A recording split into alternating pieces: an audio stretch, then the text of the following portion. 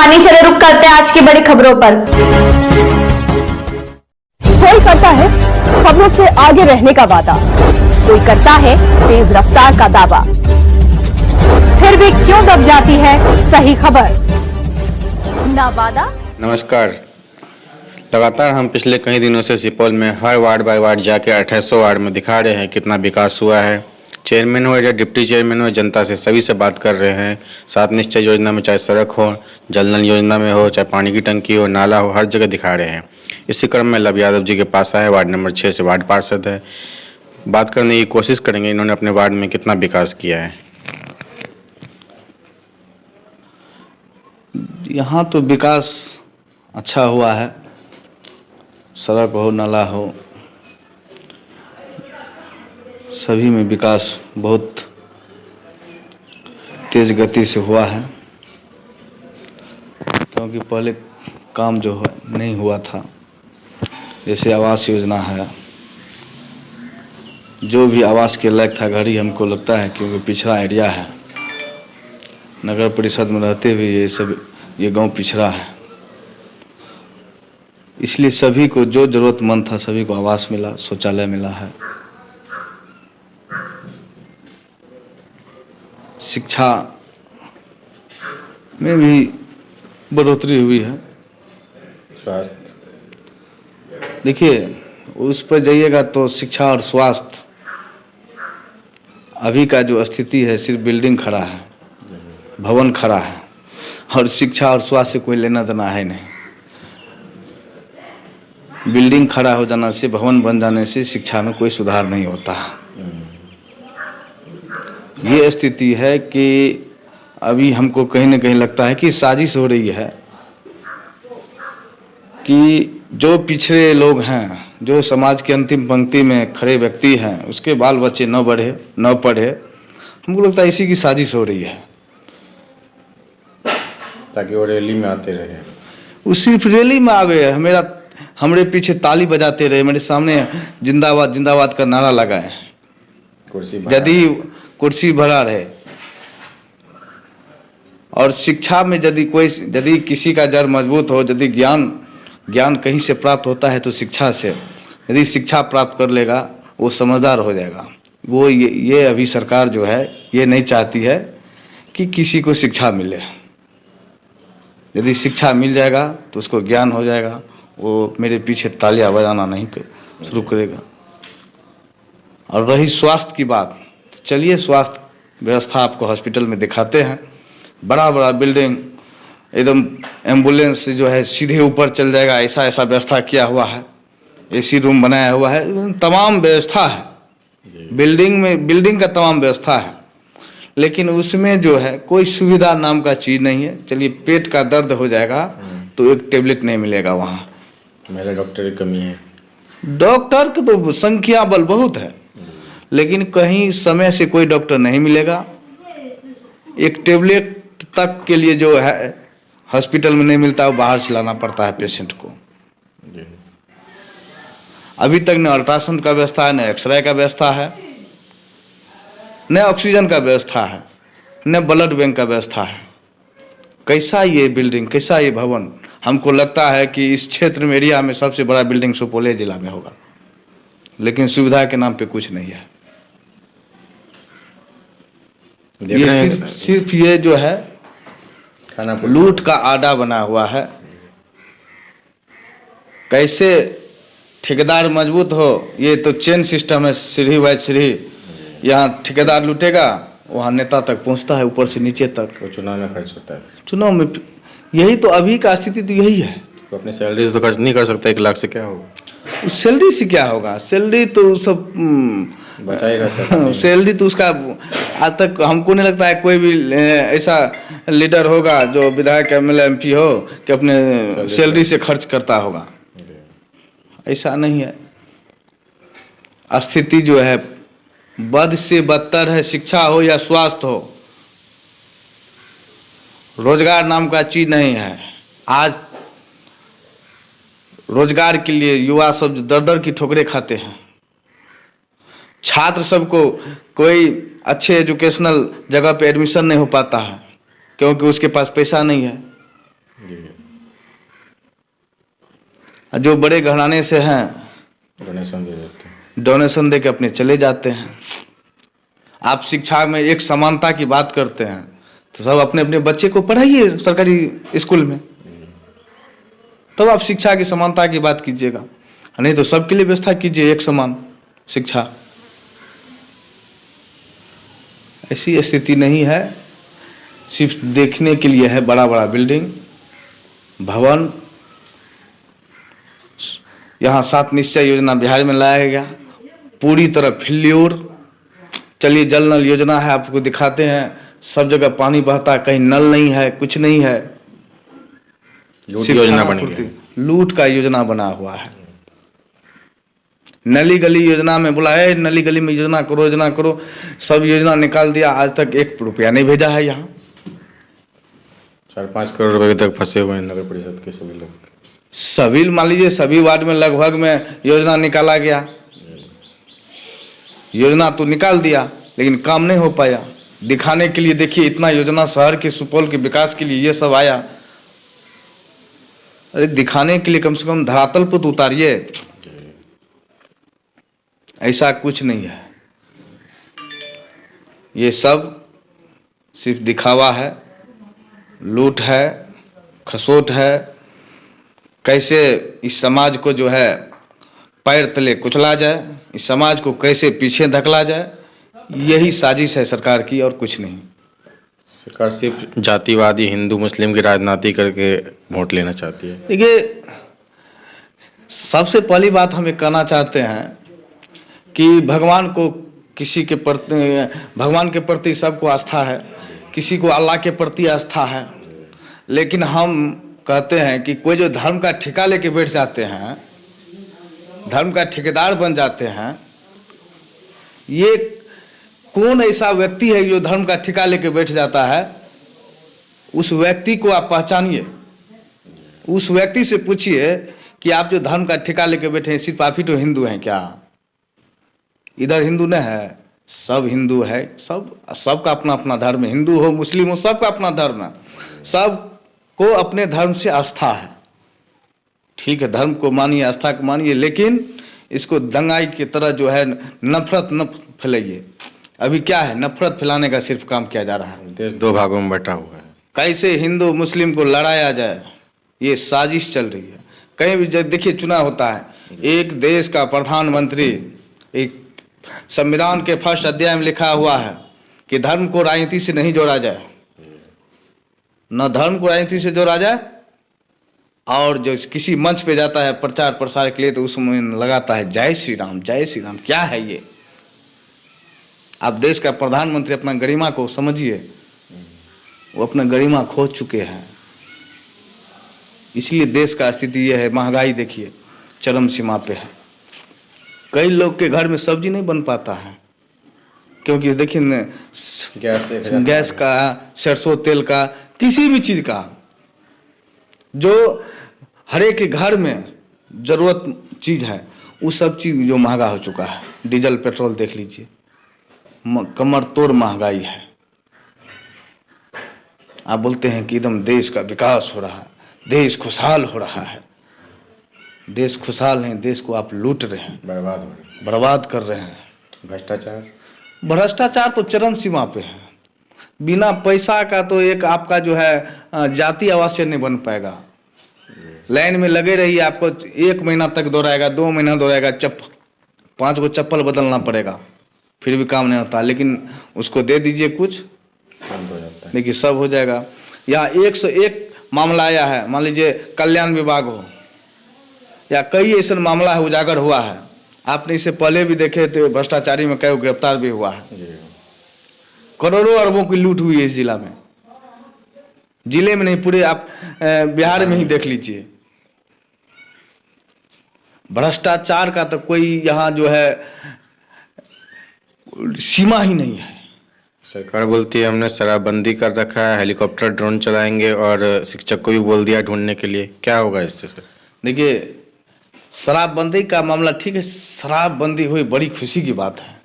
कोई ना पिए, कोई बर्बाद ना हो, बहुत अच्छी की बात है। परिवार सुधर जाता है, परिवार का उन्नति होता है। लेकिन क्या आपने शराबबंदी को सफल बना पाए?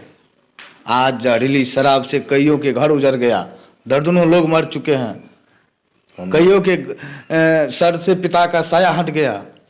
होम डिलीवरी चालू है। होम डिलीवरी अभी फोन कीजिए चले जाएगा। यहाँ पहले लोग को डर होता था, सहमता था कि उस जहाँ ठेके खोला हुआ था वहाँ नहीं जा पाता था।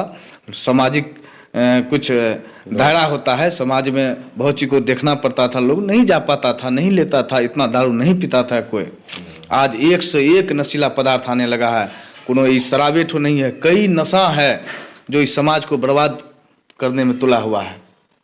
तो इस पर जो है जितनी मौतें हुई है बिहार में शराबबंदी, शराब को लेकर, जहरीली शराब को लेकर, ये नीतीश कुमार पे हत्या का मुकदमा चलना चाहिए, क्योंकि शराबबंदी लागू नीतीश कुमार ने किया और उसको सफल नहीं बना पाया। इसीलिए हम मांग करते हैं कि कम से कम नीतीश कुमार पर हत्या का मुकदमा होना चाहिए। नए कानून में बोलते हैं कि आप पीजिए, बस बता दीजिए कहाँ से आप लाए हैं तो छोड़ देंगे आपको। कौन किससे दुश्मनी लेगा? मान लीजिए आज शिक्षक को दिया है शराबियों को पकड़ने के लिए, शिक्षक पढ़ाएगा बच्चे को कि जाएगा शराबी को पकड़ने के लिए? जान से खतरा का मोल है। सब अपने अपने जान से मान लीजिए कहीं दूर दूर से टीचर यहाँ आते हैं पढ़ाने के लिए, वो क्यों किसी से लेगा? नशेबाज से क्यों लेगा वो दुश्मनी? नशा में लोग क्या करता है, कोई है इसको कहने वाला? नशा में कुछ भी कोई कर सकता है। इसलिए ये सब जो है शिक्षा कर को जो है अथी में डाल चुका है। ये शिक्षा, सिर्फ शिक्षा को शिक्षा से ही मतलब रखना चाहिए, लेकिन ऐसा ये जो सरकार नहीं कर रही है। कोरोना के टाइम में बार बार सरकार जब चुनाव आता है तो कोरोना बंद हो जाता है, नहीं रहता है तो कोरोना चालू कर दिया जाता है। देखिए कोरोना है, ठीक है, बीमारी है, महामारी है, इससे सबको बचना चाहिए, सुरक्षित रहना चाहिए।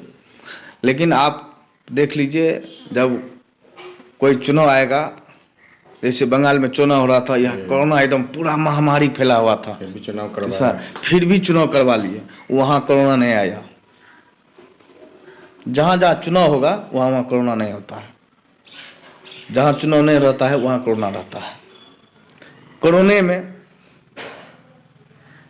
ये पीएमओ फंड हुआ, पीएमओ फंड में कहाँ से कितना रुपया आया नहीं आया उसका आप जो है रिटेन आप आरटीआई से ही उसको हटा दिया गया है। आरटीआई से भी आप नहीं मांग सकते हैं, इसमें डिटेल नहीं मिलेगा, कुछ डिटेल नहीं मिलेगा। क्या है ये सब? आज तक ऐसा हुआ था? सरकार बोलती है ब्लैक मनी वापस लेके आएंगे, लेकिन अभी तक ला नहीं पाए। ब्लैक मनी, अरे ब्लैक मनी को छुपाने के लिए तो सरकार ऐसा कदम उठाया। आपने नोटबंदी किया, आपने बोला कि सभी के अकाउंट में 15 लाख गया। क्या किया? सिर्फ ब्लैक को व्हाइट बना दिया। सिर्फ ब्लैक को आप व्हाइट बनाने के लिए ही ऐसा साजिश रचा गया। नोटबंदी जो है सिर्फ आम पब्लिक के लिए था, उसमें जो है हजारों की संख्या में पूरा देश में लोग मरा होगा इन नोटबंदी के चलते। लंबी लंबी कतारें लगी रहती थी 3-3 दिन तक, उसमें कईयों की जान चली गई। नोटबंदी सिर्फ एक जो सत्ताधारी था वो अपने ब्लैक मनी को कैसे व्हाइट मनी करने का करेगा, इसी का साजिश था और कुछ नहीं था। वो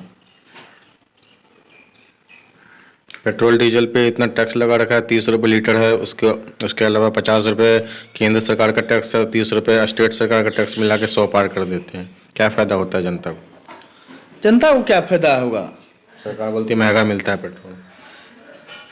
सरकार, हम तो कहते हैं कि जो सत्ताधारी है ना, वहाँ जो है पेट्रोल पंप पे जो है ना एक बोर्ड लगाया दिया जाए कि मोदी भक्त को इतने रुपए और आम जनता को इतने रुपए। महंगाई जितना है सब मोदी भक्त पे लगा देना, तब देखते हैं क्या होता है। मोदी मोदी करने वाले व्यक्ति आज मोदी जी से क्यों नहीं पूछते हैं कि आप जो इतना महंगाई चरम सीमा पे लेके जा रहे हैं, क्यों लेके जा रहे हैं? आम पब्लिक को आप सुविधा दीजिए। देश कैसे चलता है? सबसे पहले जनप्रतिनिधि कोई भी हो, छोटा हो या बड़ा हो या सबसे अव्वल पद पे हो, आम जनता को कैसे सुरक्षित रखा जाए, उसको जो सुविधा है वो कैसे मुहैया कराया जाए, ये चाहिए। देश में बेरोजगारी कैसे दूर हो, इस पे सोचना चाहिए। महंगाई कैसे हटे, इस पे सोचना चाहिए। कानून तो ये व्यवस्था सिर्फ जो है, ये सिर्फ हिंदू मुस्लिम आज तक दूसरा आज तक उसका देखे हैं मुद्दा नहीं मुद्दा। कि आप हम उसको जितवा दीजिएगा तो मुसलमान आप पे कब्जा कर लेगा, उसको जितवा दीजिएगा हिंदू कब्जा लगता कर लेगा। है चुनाव जो आता है क्या है, लोकतांत्रिक सब चीज खत्म हो चुका है लोकतंत्र। लगता है कि क्रिकेट का कमेंट्री हो रहा है, इस तरह से कमेंट्री करता है चुनाव में, लगता है क्रिकेट का कमेंट्री हो रहा है। अरे देश में लोकतंत्र को बचा के रखिए। मीडिया वाला जितने हैं सब बिकाऊ है, सब मोदी मीडिया है। ये लोकतंत्र का चौथा स्तंभ कहने वाला ये मीडिया ये नहीं रहा, उस गरिमा को खत्म कर चुका है, मोदी मीडिया हो चुका है सब। कानून व्यवस्था देखते हैं पूरी तरह से फेल। दिन रात रेप, बलात्कार और मर्डर होते जा रहे हैं। यहाँ तक कि प्रतिनिधियों का भी कई जगह मर्डर हुआ, मुखिया हुआ, सरपंच। अब सरकार बोलती है उनको लाइसेंस देने की कोशिश और बॉडीगार्ड देने की कोशिश करेंगे। देखिए, सबसे पहले हम कहना थे कानून व्यवस्था जो है, अपराधी कोई भी हो, अपराधी को आप संरक्षित करते रहिएगा तो अपराध कैसे कम होगा। यहाँ के सत्ताधारियों के द्वारा अपराधी को संरक्षित किया जाता है, संरक्षण मिलता है, बलात्कारियों को संरक्षण दिया जाता है, तो कैसे अपराध कम होगा। यहाँ जितने भी हत्या, लूट, बलात्कार होती है उसमें कहीं ना कहीं सत्ताधारी का जो है उसके सर पे हाथ रहता है। किसी न किसी रूप में जो है कोई न कोई मंत्री का जो संबंधी रहता है। मंत्री के घर में शराब मिलता है, मंत्री का रिलेशन हत्या करता है। देखते हैं तमंचे पे डांस कर रहा है, किसी शादी समारोह में जो है एकदम फायरिंग हो रहा है। क्या है ये सब? रोज किसी न किसी गांव में, किसी न किसी जिला में कहीं न कहीं लूट हत्या होती ही रहती है।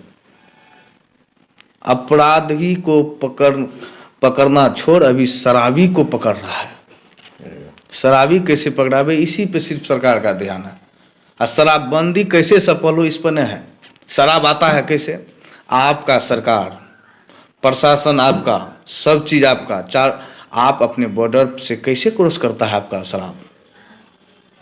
जब तक आपका मिली भगत नहीं है, सत्ता के संरक्षण में जी ही शराबी जो है फल फूल रहा है, उसका उगाई हो रहा है। ऐसा नहीं है कि ये बिना संरक्षण का कोई शराब जो है ये बिहार के अंदर आ जाता है, सब संरक्षित है। पिछले कई दिनों से देखे कई अधिकारी भी सस्पेंड होते हैं, पुलिस हो या कहीं भी तक सस्पेंड होते रहते, लिप्त रहते शराब में।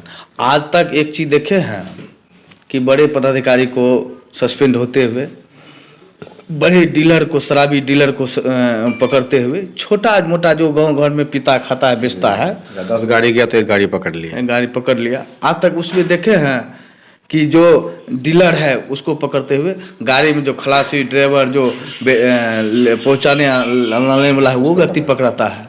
आज तक देखें डीलर को पकड़ाते हुए नहीं पकड़ाता है। कोर्ट का कहना है 90% जो केस है जो कोर्ट में वो शराबी है, तो हम दूसरे का फैसला कब करेंगे।